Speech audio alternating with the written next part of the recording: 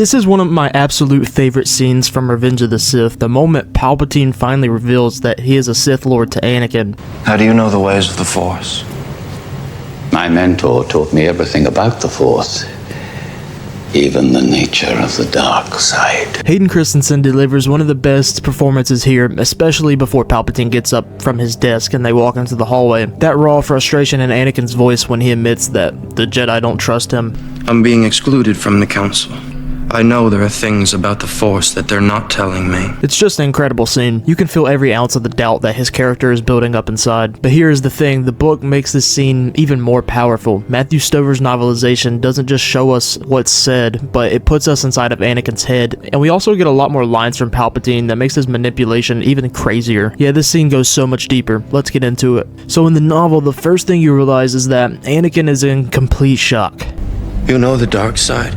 He doesn't even remember putting away his lightsaber, it says. He doesn't remember sitting down. He doesn't even realize that there's a glass of water in his hand. All these little details of showing how overwhelming the revelation is. It's like his brain is short-circuiting, and the only thought he can process, that the last man in the galaxy he thought could have been a Sith Lord, has been lying to him ever since he got there. But instead of being really angry about this whole situation, Anakin is just in complete shock. And you kind of get a sense of that in the movie. And this right here is what sets the stage for why Palpatine's manipulation is so effective. In the movie, Palpatine already comes off as like the ultimate manipulator, but in the book he takes it to another level. The way Stover writes it, you see just how perfectly Palpatine knows how to push Anakin's buttons. Anakin tells him flat out that I am not evil, and Palpatine fires back with this. He says, "Who said anything about evil?" That one line completely changes everything. It's no longer about morality, it's just about perspective. And we get a sense of this in the opera and the movie. The Jedi use their power for good.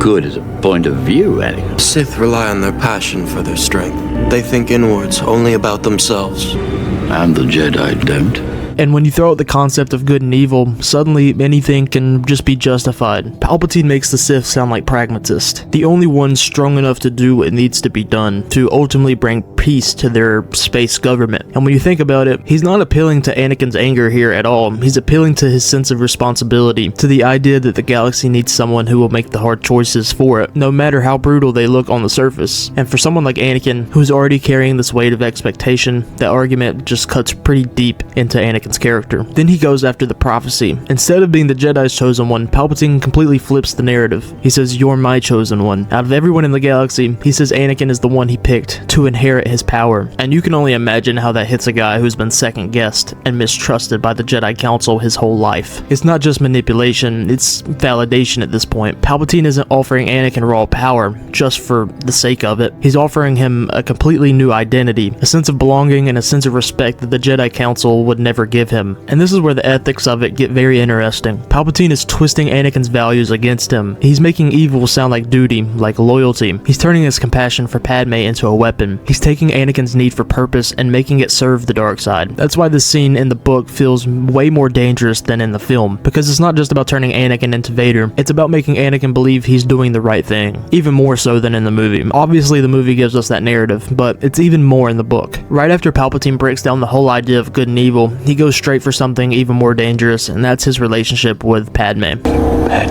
And honestly, that's one of the dirtiest moves in the entire book. He doesn't just say, "Are you loyal to the Jedi or to me?" He makes it sound personal. Palpatine tells Anakin, maybe it's simply a question of whether you love Obi-Wan more than you love your wife. Like, that's the craziest thing I've ever heard. And that's exactly what I would think Palpatine would say. Because think about it, Anakin's greatest fear at this point is obviously losing Padme. And Palpatine takes this fear and completely weaponizes it. What makes this scene even more crazy is that this entire time Anakin is contemplating, like, how would Obi-Wan handle this? If Obi-Wan was here, he would know what to do. And those couple lines show us that the bond is still there. Keep in mind, they had just shared a moment of trust and respect before Obi-Wan had left for Utapau. So at this point in time, Obi-Wan is not Anakin's enemy at all. And it's kind of crazy to see how fast Anakin actually changes his mind about Obi-Wan. Obi-Wan, may the Force be with you. A few moments later. And even then, there is so much more. Palpatine corners Anakin with impossible choices. If he goes to the Jedi Council, Palpatine says they'll execute him. A Sith Lord.